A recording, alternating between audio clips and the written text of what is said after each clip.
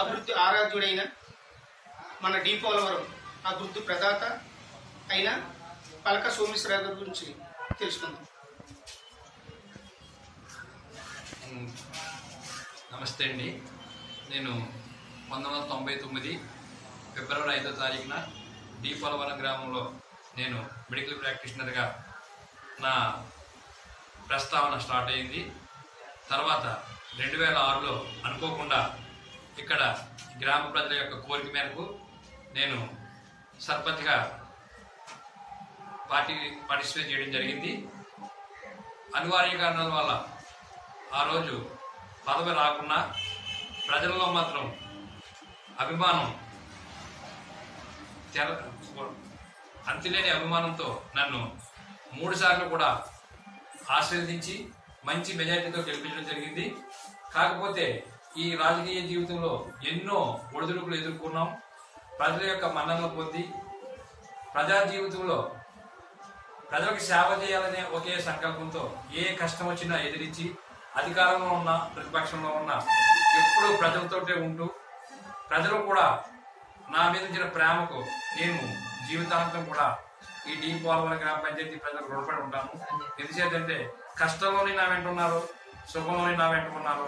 ఎప్పుడు కూడా నా వెంటే ఉంటూ నా యొక్క శ్రేయస్ కోసం, నా యొక్క మంచితనం కోసం, నా యొక్క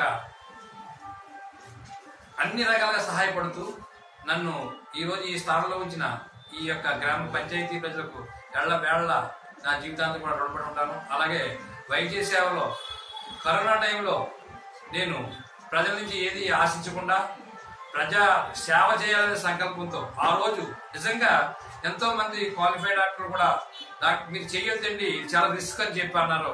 నేను ఒకటే అనుకున్నాను, నన్ను నమ్ముకున్న ప్రజలకి నేను ఏదో చెయ్యాలనే తపంతో ఆ రోజు పోతే మనం జాగ్రత్తగా ఉంటాం. అంతగా మించిపోయి మన ప్రాణానికి ఏమన్నా జరిగితే అది ఏమవదు, పోతే ఒక ప్రాణం మీద ఎన్నో కొన్ని ప్రాణం కాపాడదామనే ఒక సంకల్పంతో నేను ఆ రోజు చేయడం జరిగింది.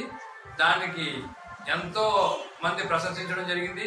అయితే నేను ప్రశంసల గురించి ఏదో ఎవరో నన్ను పొగుడుతానని కాదు, నా ధర్మాన్ని నేను నిర్వర్తించి ఆ రోజు 4 నుంచి 6 నెలలు రాత్రి పగలు లేకుండా ప్రతి పేషెంట్కి నా యొక్క పరిధిలో నేను చేయగలిగినంత సేవ చేసి, అలాగే ప్రతి ఒక్కరి యొక్క డబ్బుల గురించే కాకుండా సేవా దృక్పథంతో చాలా మంది పేదవాళ్ళకి కరోనా టైంలో ఉచితంగా కూడా చేసి నా యొక్క నిజాయితీని, నా యొక్క సేవా దృక్పథాన్ని ప్రజలకి తెలియజేసుకున్నారు. అందుచేత 3వసారి కూడా పంచాయతీ ఎన్నికల్లో నన్ను చాలా అభిమానంగా వైఎస్ఆర్ పార్టీ అధికారంలో జరిగిన తెలుగుదేశం తరఫున పోటీ చేస్తే నాకు ప్రజలు గెలిపించి నిజంగా వాళ్ళ యొక్క జీవితాంతం వాళ్ళకు రుణపడి ఉంటానని ఈ మీడియా ద్వారా తెలియజేసుకుంటూ సెలవు తీసుకుంటాను.